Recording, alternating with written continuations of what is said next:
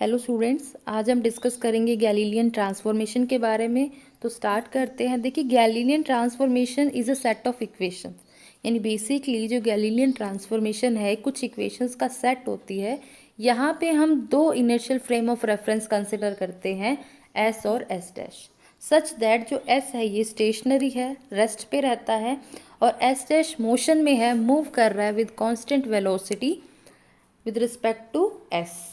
तो यहाँ जो गैलीलियन ट्रांसफॉर्मेशन है रिप्रेजेंट करती है, मान लीजिए स्पेस के अंदर कोई एक इवेंट अकर हुई, तो ये ट्रांसफॉर्मेशन रिप्रेजेंट करेगी किस तरीके से उस इवेंट के कोऑर्डिनेट्स किसी एक इनर्शियल फ्रेम ऑफ रेफरेंस के अंदर जो है ये रिलेट कर पाएंगे कि उसी इवेंट के कोऑर्डिनेट से, but in another frame of reference.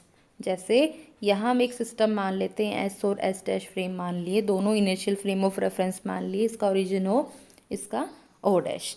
तो यहाँ पे कोई इवेंट अकर हुई, मान लीजिए पॉइंट पी के ऊपर, तो ये जो दोनों रेफरेंस फ्रेम्स हैं ये इसके कोऑर्डिनेट्स बताएंगे, इसकी पोजीशन, इसके टाइम के बारे में।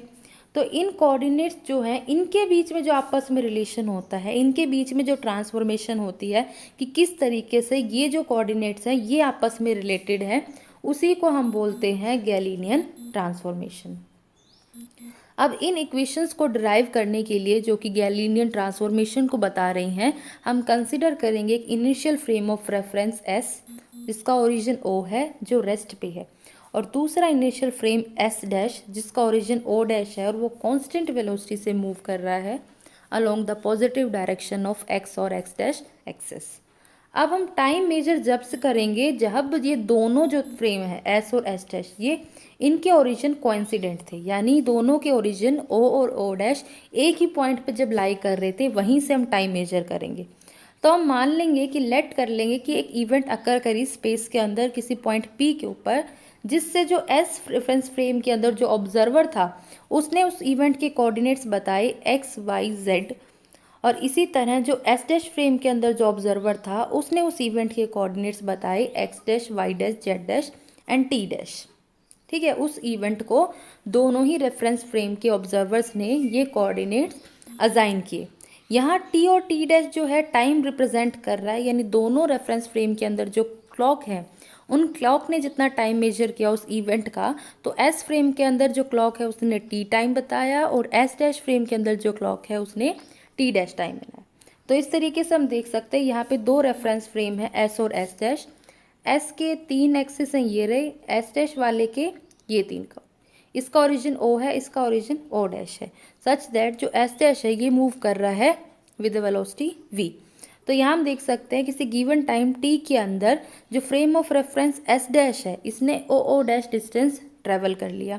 अब डिस्प्लेसमेंट या डिस्टेंस की डेफिनेशन होती है वेलोसिटी इंटू टाइम, तो यहाँ पे ओ डैश की वैल्यू आ जाएगी v इंटू में t, और ये मूव कर रहा है along the positive direction of x axis. तो यहाँ से हम इस डायग्राम से देख सकते हैं कि ये जो एस फ्रेम के अकॉर्डिंग जो ओ ए की वैल्यू है वो ये है, और एस डैश फ्रेम के अकॉर्डिंग ओ डैश ए की वैल्यू ये है।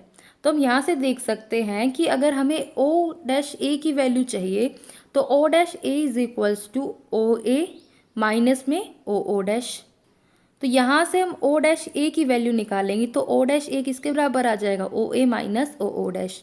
अब ओ ए किसके बराबर है, एक्स के बराबर है, क्योंकि यहाँ पे एक्स का है, और ओ डैश ए किसके बराबर है, एक्स डैश के बराबर है, और ओ डैश अभी हमने देखा वी टी के बराबर है, ये वाली पुट कर दी।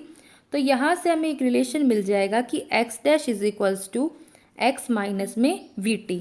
यहाँ एक्स डैश जो है ये एस डैश फ्रेम के लिए है, और एस एक्स जो है वो एस फ्रेम के लिए है।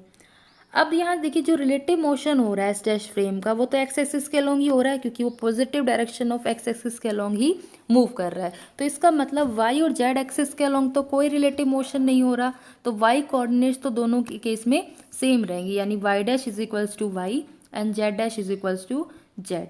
अब क्लासिकल रिलेटिविटी के अकॉर्डिंग जो टाइम है वो सेम रहता है, यानी दोनों ही रेफरेंस फ्रेम में जो टाइम मेजर किया गया है एस और एस डैश के अंदर वो एब्सोल्यूट रहता है, सेम रहेगा।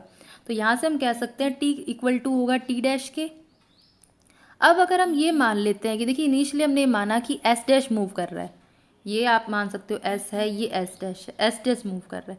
अब हम ये मान लेते हैं कि जो एस डैश है ये स्टेशनरी है, ये मूव नहीं कर रहा है, तो इस यहाँ पे जो ऑब्जर्वर बैठा है एस डैश के अंदर, इसको ये लगेगा कि जो एस फ्रेम है ये मूव कर रहा है along the negative direction of x axis. यानी पहले तो जब एस मूव कर रहा था, एस डैश सॉरी मूव कर रहा था, जब तो एस के अंदर जो ऑब्जर्वर बैठा था उसे ये लग रहा था कि ये पॉजिटिव एक्स एक्स डायरेक्शन के अंदर जा रहा था। अब हमने एस डैश को स्टेशनरी कर दिया, तो एस डैश के अंदर जो ऑब्जर्वर बैठा है उसे ये लगेगा, एक्चुअल में वो मूव कर रहा है लेकिन अगर उसको हम स्टेशनरी मान लेते हैं तो उसको ये लगेगा कि जो एस फ्रेम है ये मूव कर रहा है along the negative direction of x axis. तो यहाँ से हम देख सकते हैं कि किसी भी इवेंट के जो कोऑर्डिनेट हैं किसी भी फ्रेम एस के अंदर, उनको भी हम दोबारा एक्सप्लेन कर सकते हैं, डिफाइन कर सकते हैं एस डैश के कोऑर्डिनेट्स में। अगर हम वेलोसिटी को -v से रिप्लेस कर देते हैं, क्योंकि नेगेटिव डायरेक्शन में जा रहा है, तो v को -v से अगर हम रिप्रेजेंट कर देंगे तो हम s वाले कोऑर्डिनेट्स को s डैश के टर्म्स में बता देंगे। तो देखिए अभी हमने देखा था x dash is equals to x minus v t, y dash y के बराबर रहेगा, z डैश z के बराबर रहेगा और t डैश t के बराबर रहेगा। तो ये तो हमारे s डैश के कोऑर्डिनेट्स हैं in terms of s coordinates. अगर हमें s वाला के कोऑर्डिनेट्स बताने हैं in terms of s dash, तो हम क्या कर सकते हैं, v की जगह -v रख देंगे, तो यहाँ पे x की आ जाएगी x dash plus v t, y is equals to y dash, z is equal to z dash and t is equal to t dash. मान लीजिए इक्वेशन नंबर फर्स्ट है। यही जो इक्वेशन नंबर फर्स्ट है इसे हम कहते हैं गैलीलियन ट्रांसफॉर्मेशन। यानी गैलीलियन ट्रांसफॉर्मेशन जो है वो रिप्रेजेंट करती है, रिलेशन बताती है कोऑर्डिनेट्स के बीच में, दोनों ही रेफरेंस फ्रेम के जो कोऑर्डिनेट्स हैं उनके बीच में रिलेशन बताती है। So this is about Galilean transformation. Thank you.